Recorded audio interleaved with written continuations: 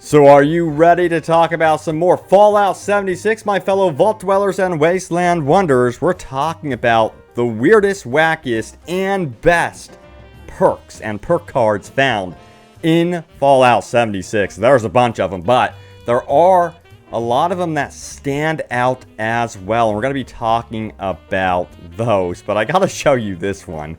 This one cracks me up. Look at this monstrosity here.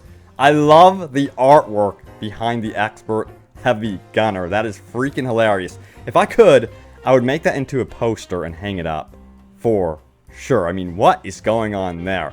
Okay, so we're going to be diving into this in just a moment, but welcome back, guys, to Open World Games. We're talking about more Fallout 76. Let's do this. Also, in this video, just a quick recap of what we're going to go over. We're going to be talking about some of these perks that involve team play and multiplayer. And yeah, there are some really cool abilities that actually cater towards sticking together as a team. And then also some really cool perks about hunger and survival aspects in Fallout 76. And yes, mutations. That's what I really want to start out with first, is mutations. Check out this card here. It's called Starched Genes, and it says you will never mutate from rads, and radaway will never cure mutations. So why is this one so important? So we do know that in Fallout 76 you can expect mutations to be a thing. So you can be exploring the world with your friends and hopping along with your buddies, and then maybe you'll run into radiation and then mutate. And this will give you benefits as well as weaknesses. So maybe you'll be able to jump higher. Maybe you'll be able to, you know, survive more perhaps. Or your thirst level will be something you don't have to maintain as much. So what this card does here, what's so cool about this card here, is it will allow you to not cure mutation. So perhaps you've gotten a mutation that you really, really want to keep. This card is going to save you a lot of trouble so that you can keep that mutation throughout your journey and stop mutating, in other words.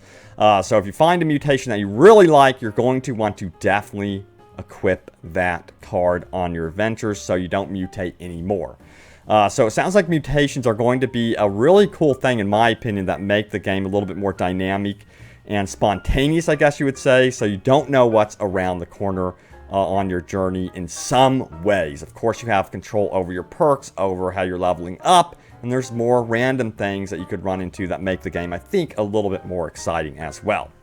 So there's some other really cool perk cards here as well. This one is showing off exotic weapons. I want to talk about that a little bit. Of course, you may or may not know this, but we will be getting crossbows and bow and arrows in this game, which was a highly requested feature. But it also talks about you can craft rank 1 exotic weapon mods. So it sounds like there's something else you could do with these crossbows and bow and arrows. Perhaps an explosive tip or something like that could be expected with the crossbows and bow and arrows, which I think would be pretty badass indeed. Now, I really want to talk about this. This is something that's kind of gone under the radar, is the survival aspects in Fallout 76. It doesn't sound like this game is going to be 100% a survival game. It's going to be a little bit more casual than that, but there is something related to survival here because you will have to manage hunger and thirst. So Happy Camper Perk says this: hunger and thirst grow 40% more slowly when in camp or in a team workshop.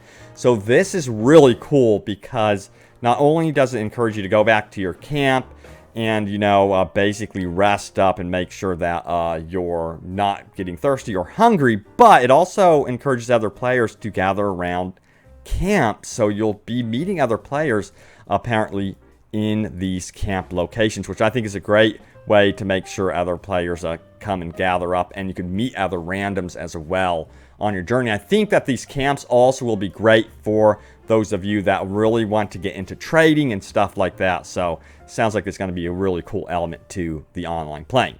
Now, it says this, there's a through hiker. It says food and drink weights are reduced by 60%. And again, it's important that you don't have thirst and hunger issues. We don't know exactly how this is going to impact gameplay.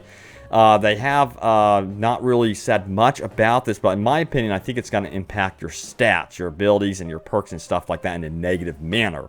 So that's what I think it will potentially do.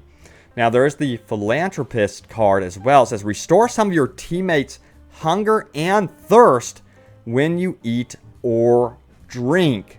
So you could see you could become this team member, this kind of squad member that's really about buffing everyone around you, which I thought was really cool. In fact, there's a perk called Bodyguard, so you can gain 8 damage and energy resistance for each teammate, but this excludes you.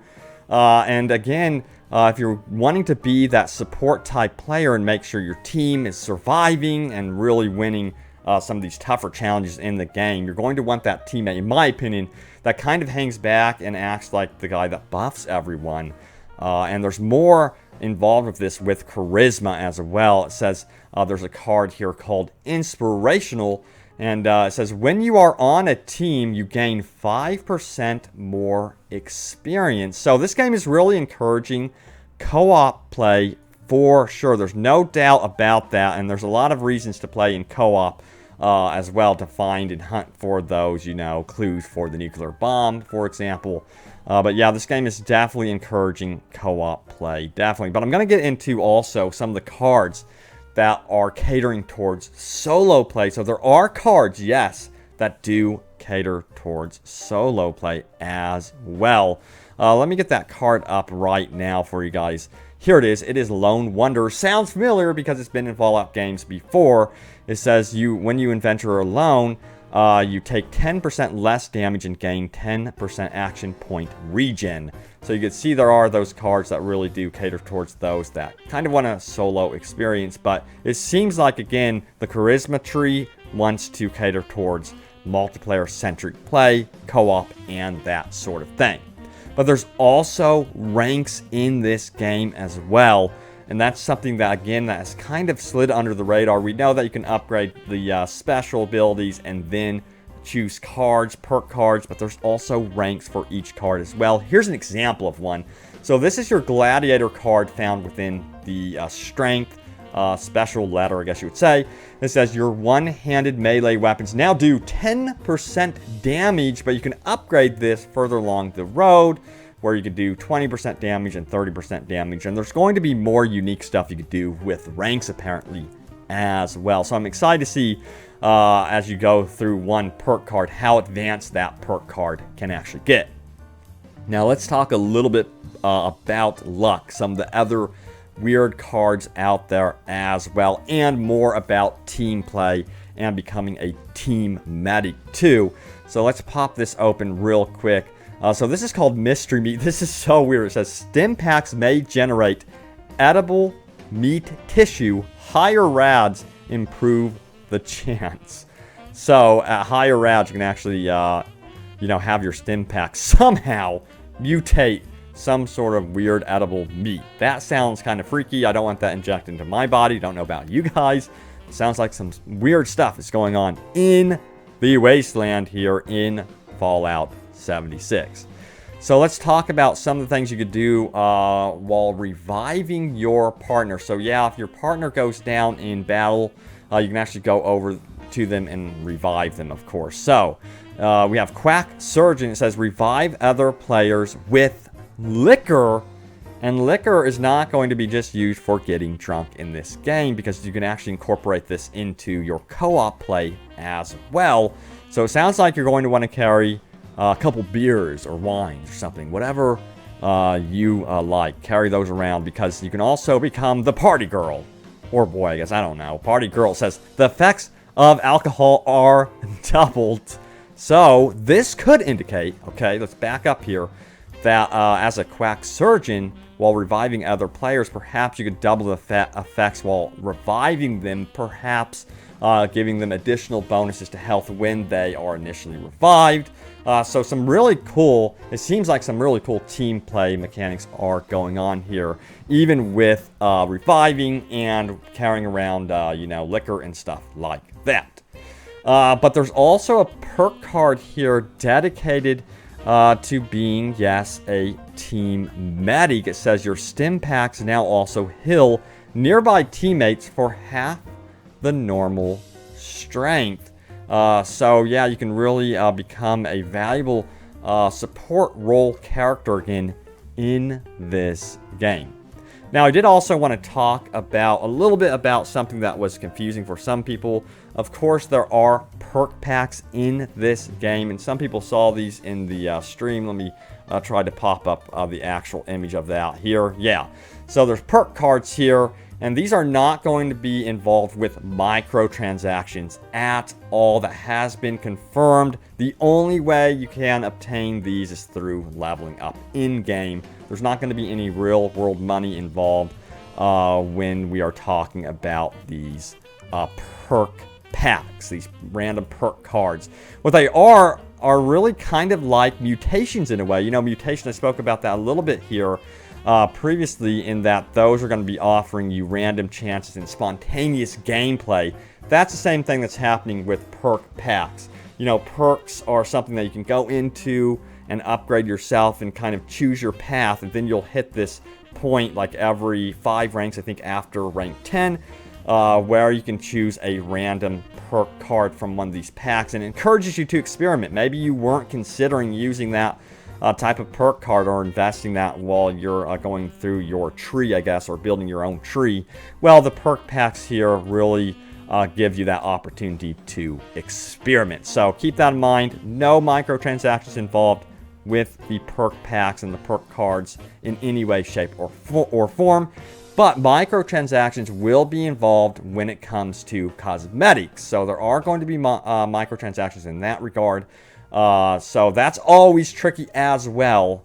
We'll see how that works out. Hopefully they're just in the background. There's something that if you want to, you know, put down the money for, you can. And hopefully the game isn't too grindy towards these cosmetics. That's always a worry, of course, that they end up making the game way too grindy just to get you to, you know, purchase the cosmetics. But crossing our fingers, that does not happen in Fallout 76 in any way, shape, or form. Alright guys, there it is, a look at Fallout 76 and some of these weird, wacky perks and perk cards and some of the more valuable ones that I have found. This one is one of my favorite looking art pieces in recent memories. It is so freaking weird. It's like, what in the world is happening here with Vault Boy? He has totally mutated. Again, would love to see this as a poster. I would love to see more Vault Boy, because it would be also cool to see an Adult Swim type cartoon where it's just like the Vault Boy and his friends and stuff like that. I think that would be great.